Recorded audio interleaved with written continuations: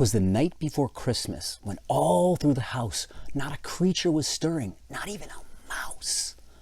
The stockings were hung by the chimney with care, in hopes that St. Nicholas soon would be there. The children were nestled all snug in their beds, while visions of sugar plums danced in their heads. And Mama in her kerchief, and I in my cap, had just settled our brains for a long winter's nap. When out on the lawn there arose such a clatter, I sprang from the bed to see what was the matter. Away to the window I flew like a flash, tore open the shutters and threw up the sash. The moon on the breast of the new-fallen snow gave the luster of midday to the objects below. When what to my wondering eye should appear but a miniature sleigh and 8 tiny reindeer, with a little old driver so lively and quick, I knew in a moment it must be Saint Nick. More rapid than eagles his coursers they came, and he whistled and shouted and called them by name. Now Dasher, now Dancer, now Prancer and Vixen, on Comet, on Cupid, on Donner and Blitzen. To the top of the porch, to the top of the wall, now dash away, dash away, dash away all. As dry leaves that before the wild hurricane fly, when they meet with an obstacle, mount to the sky.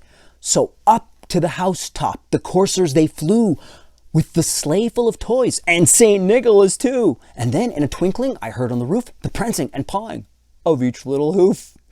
As I drew in my head and was turning around, down the chimney St. Nicholas came with a bound. He was all dressed in fur from his head to his foot, and his clothes were all tarnished with ashes and soot. A bundle of toys he had flung on his back, and he looked like a peddler just opening his pack. His eyes, how they twinkled, his dimples, how merry, his cheeks were like roses, his nose like a cherry.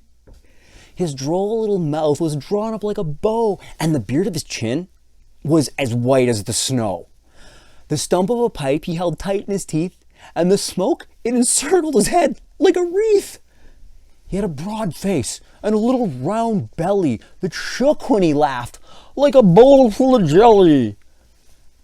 He was chubby and plump, a right jolly old elf, and I laughed when I saw him, in spite of myself. A wink of his eye and a twist of his head soon gave me to know I had nothing to dread. He spoke not a word, but went straight to his work, and filled all the stockings, then turned with a jerk.